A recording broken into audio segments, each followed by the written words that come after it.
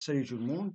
Un révision vous présente un exercice corrigé en chimie, niveau 2e bac, physique-chimie, sciences maths, sur la détermination de la concentration initiale par suivi cinétique. Bien.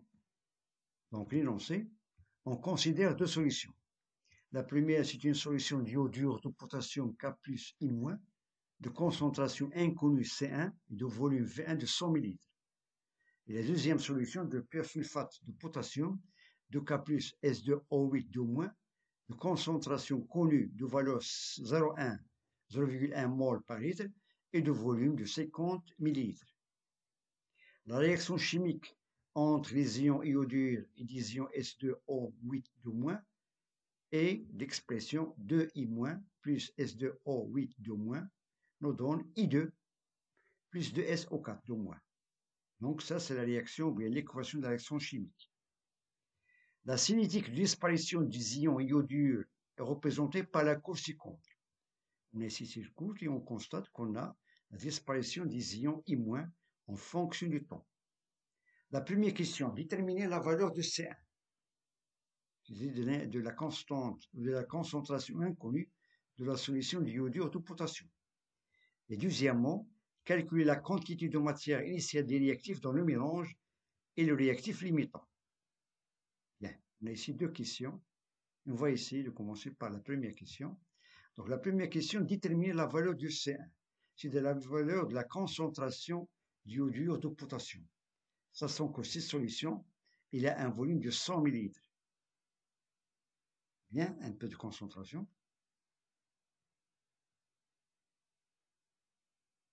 Donc la concentration totale iodure avant réaction dans le mélange est d'expression. On a ici la concentration des ions iodure à l'instant initial I0 est égal à C1 V1 sur le volume total de la solution. Étant donné qu'on a ici deux solutions, chaque solution il a un volume. Donc on va faire la concentration initiale des ions iodure sur le volume total V1 plus V2. Et on tire la concentration qui est inconnue. On aura C1 est égal à la concentration des ions iodure à l'instant initial fois V1 plus V2 sur V1. Autrement, on a la concentration initiale à l'instant initial, à l'instant t égal à 0 est égal à 5. C'est égal à 5 mol par litre. Voilà, d'après cette courbe. Facteur de 1 plus V2 sur V1. Donc on peut effectuer cette fraction. On a V sur V, c'était 1, plus V2 sur V1. Voilà. Application numérique. On a C1 est égal à 5, 1 plus 0,05. Pourquoi 0,05? Parce qu'on a 50 millilitres. Et donc, convertir cette expression en litres, c'est-à-dire 0,05. Par contre, le volume V1 est de valeur 100 millilitres, c'est-à-dire 0,1. Et on trouve finalement que la concentration de la solution d'iodure de potassium est de valeur 7,5 mol par litre. 7,5 mol par litre. Bien. Question 2. Calculer la quantité de matière initiale des réactifs dans le mélange et le réactif limitant. C'est-à-dire les réactifs d'après l'équation chimique qu'on a vue précédemment. Donc, on va calculer la quantité de matière initiale de ces deux réactifs. Bien, commençons par le premier réactif. Donc, la calcul de la quantité de matière initiale des réactifs. Donc, le premier réactif, ce sont les ions iodure. Donc, la quantité de matière N I- est égal à C1 fois V1. On a déjà calculé la concentration C1 et on a le volume V1. Application numérique, on a C1 est de 7,5 mol par litre et le volume est de 100 ml qui est égal à 0,1 litre. Et on trouve que la quantité de matière initiale du premier réactif qui sont les ions iodure est de valeur 0,75 mol. 0,75 mol. Bien. Pour le deuxième réactif, ce sont les ions S2O8 2-.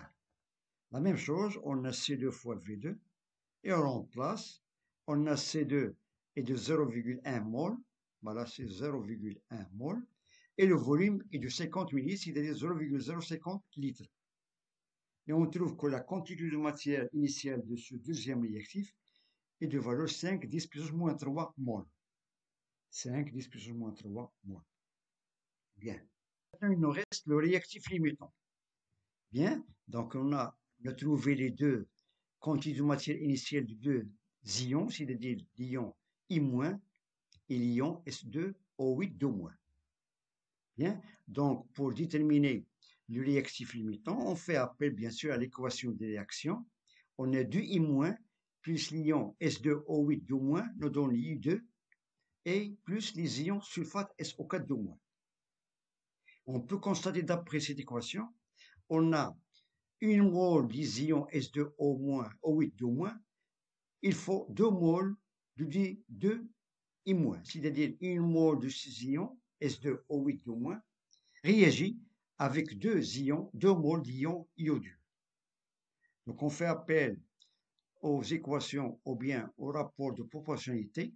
Donc on détermine la quantité de I2 pour réagir avec 2 S2O8 2- et donc on peut tenir compte de ces coefficients.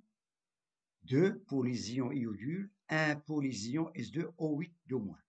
Et on aura N, la quantité de matière des ions iodures Ni- sur 2 sur ce coefficient est égale à la quantité de matière des ions S2O8 2- sur le coefficient 1.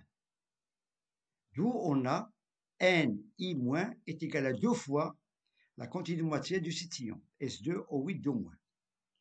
Application numérique, on a ici 2 fois la quantité de matière des ions S2O8 2- et de valeur 5, 10 plus moins 3 mol. Et on trouve que la quantité de matière des ions Ni- qui va réagir avec les ions S2 est de valeur 10 puissance moins 2 mol. 10 puissance moins 2 mol. Donc, pour trouver maintenant, pour expliquer le réactif limitant, donc, on fait appel, bien sûr, la quantité des ions I- disponibles est de 0,75 mol, qu'on a trouvé précédemment d'après la première question. Et il constate qu'il est supérieur à la quantité de matière des ions S2O8 2-, de valeur 10 puissance moins 2, c'est-à-dire 0,01 mol. Dans ce cas, S2O8 2- est le réactif limitant. Pourquoi? En résumé, donc ce que ça veut dire le réactif limitant, c'est lui qui est en quantité trop faible pour réagir complètement avec l'autre. Donc ici, le réactif limitant est S2O8 2-, car sa quantité de matière en mol est plus petite que la quantité de matière nécessaire des ions iodures pour tout consommer. Donc on a ici 0,01 mol de S2O8 2-, qu'on a trouvé ici des 10 plus moins 2, est très inférieur quantité de matière des ions iodures 0,75 mol.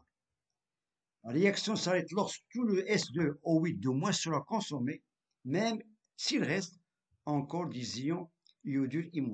Et d'après ce graphe, voilà, on constate qu'on a une diminution de la quantité de matière des ions iodures et la disparition complète des ions S2O8 2-.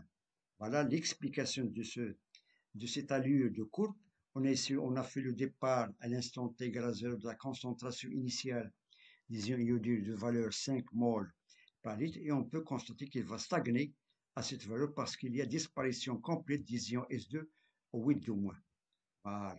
Donc le réactif limitant, c'est cet ion S2O8 2-. Bien. Donc je vous remercie de votre attention. Bon courage et à très bientôt.